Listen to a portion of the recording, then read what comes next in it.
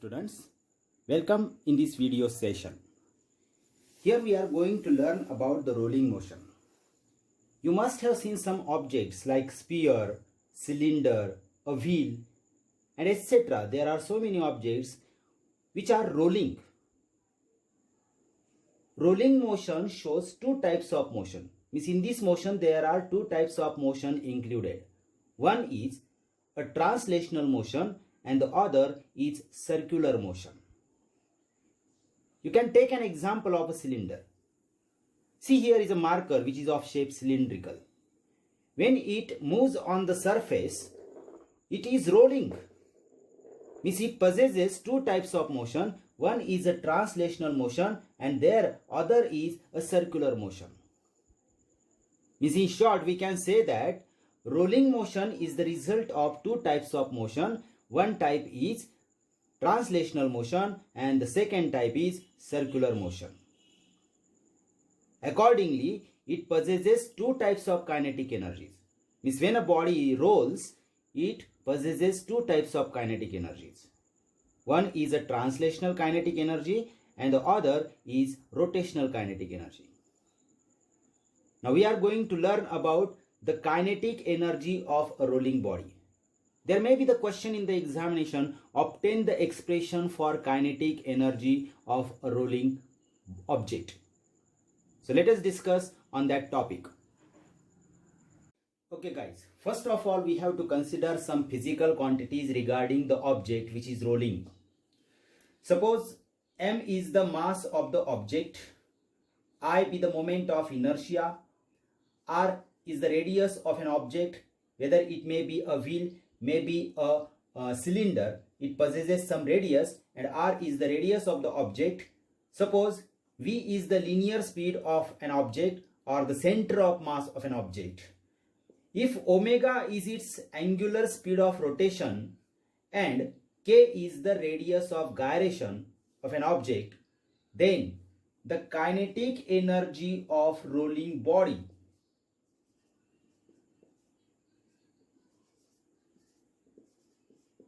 is equal to the sum of translational kinetic energy plus rotational kinetic energy.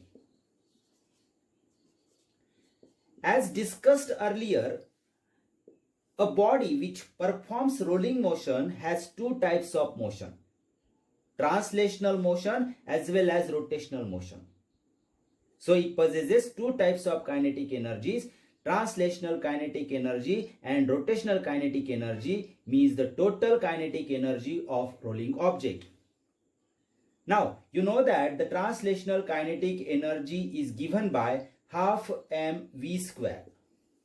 This is the general formula for translational kinetic energy. Plus rotational kinetic energy is written as half I omega square. If you go some videos back, you will find that the expression is derived. Rotational kinetic energy's expression is half I omega square. But you know that there is a relationship between moment of inertia and radius of gyration. I equals to mk square, where m is the mass of the object and k is the radius of gyration. This is also discussed in earlier videos. And relation between omega and v is omega is equal to v upon r, which is the relation between linear velocity and angular velocity. This is also discussed in circular motion. V equals to r omega. You must be remembering it.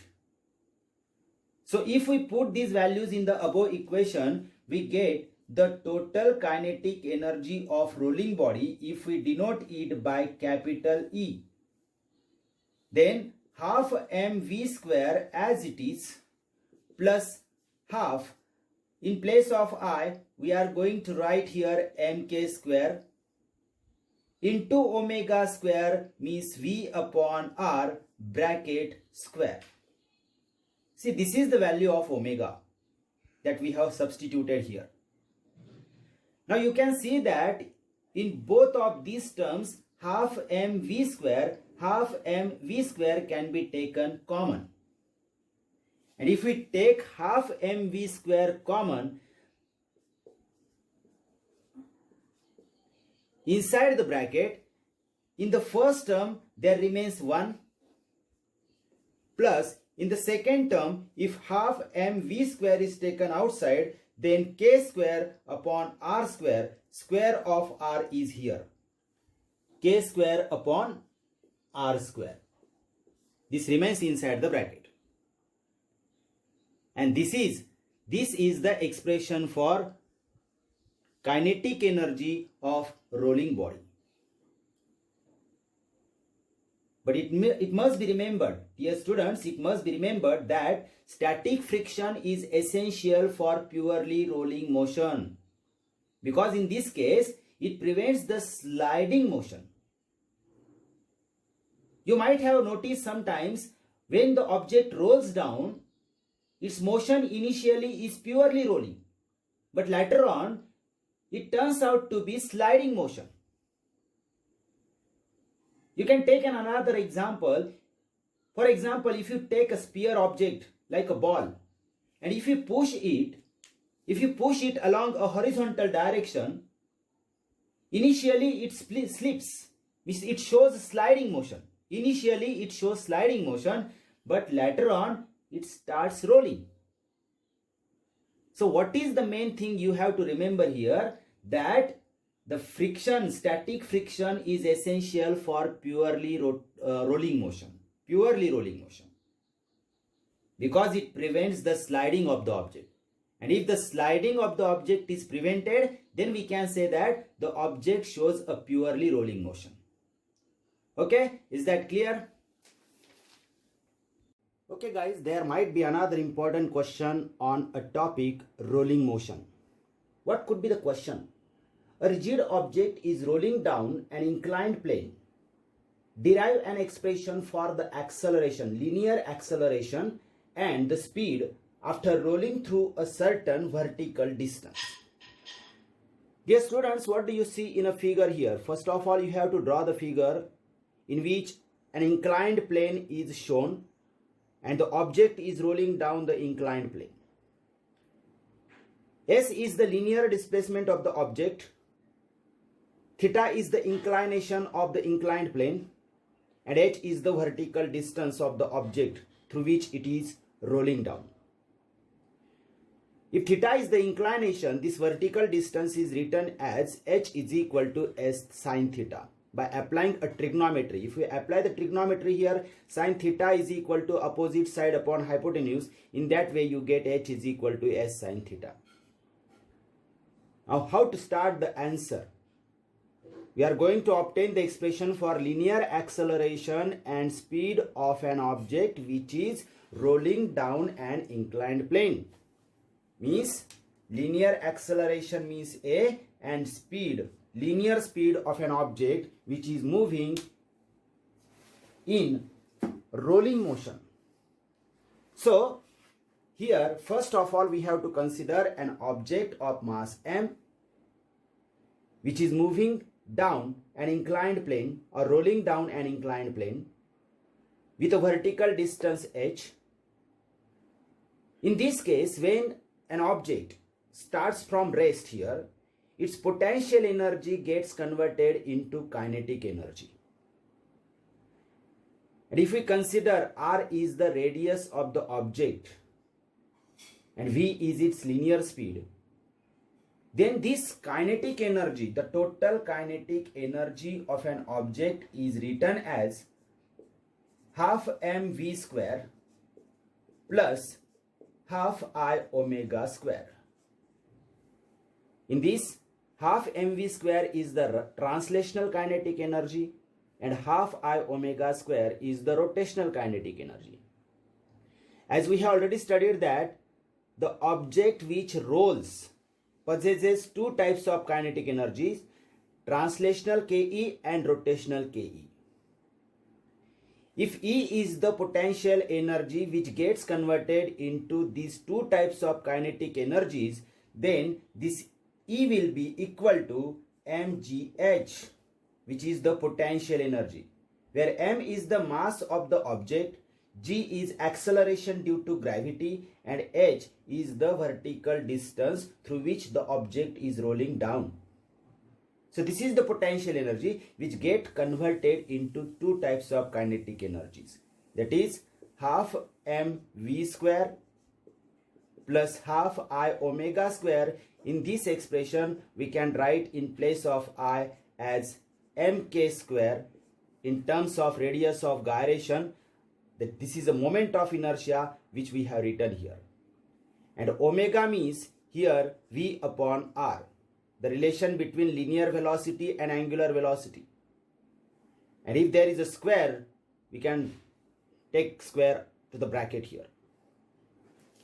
Now here if we take half mv square as a common from both the terms, see there is a half mv square here also and in this term also.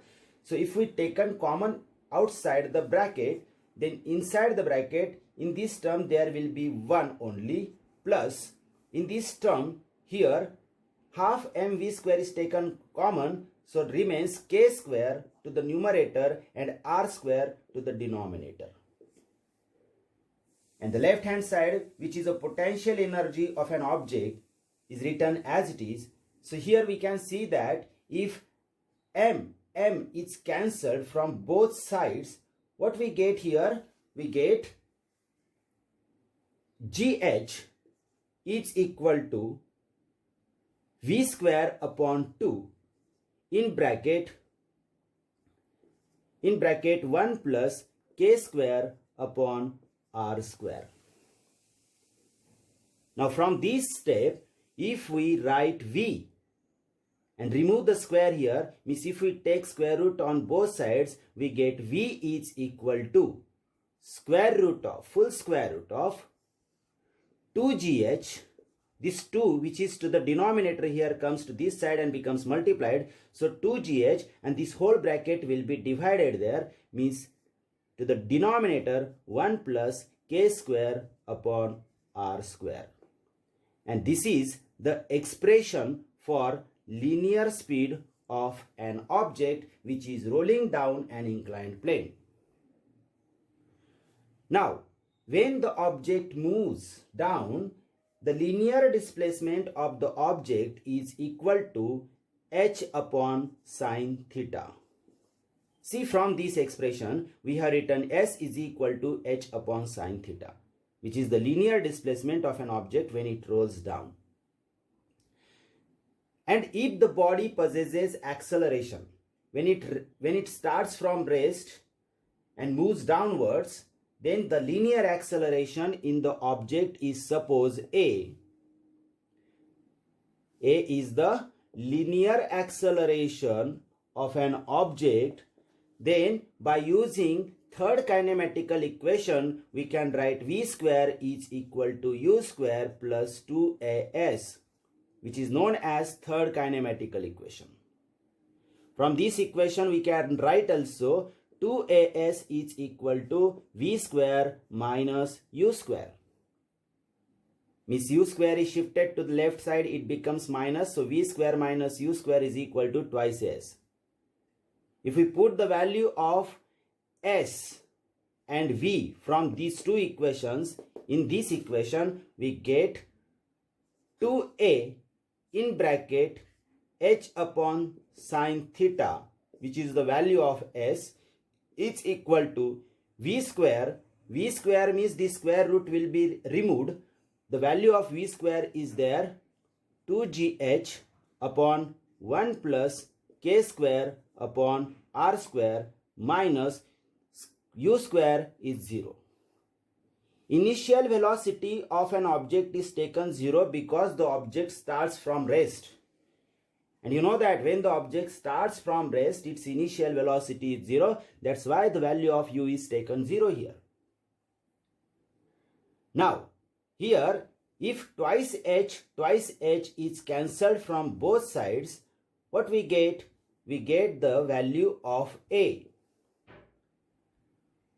Twice h is cancelled. This sine theta will be shifted to the right hand side. The numerator will be g sine theta. twice h cancelled, remains g there only, and this sine theta is shifted to the right hand side, it becomes multiplied, and the denominator is 1 plus k square upon r square. This is the expression for linear acceleration of an object which rolls down an inclined plane. Now, if the object is sliding without friction, listen to me properly. If the object is sliding without friction, then the linear velocity of an object is square root of twice gh only. See what I am saying here. V is equal to square root of twice gh when the object is sliding without friction, and its linear acceleration is a is equal to g sine theta. It means that when we say that the object is sliding, means it does not show purely rolling motion. But without friction, if the body is sliding, then its linear velocity is given by this formula, and its acceleration, linear acceleration, is given by this formula. But if the object is showing rolling motion, purely rolling motion, then you can understand from these two expressions, 1 plus k square upon r square, this factor which is to the denominator is very effective in case of rolling motion. If the object is sliding, there is no 1 plus k square upon r square. And if the object is rolling, then there is a factor of 1 plus k square upon r square. So it is very clear that in a rolling motion, purely rolling motion, the factor 1 plus k square upon r square is effective. So I hope that you must have understood this point. This is expression for linear speed and linear acceleration of an object which is rolling down an inclined plane. Is that okay?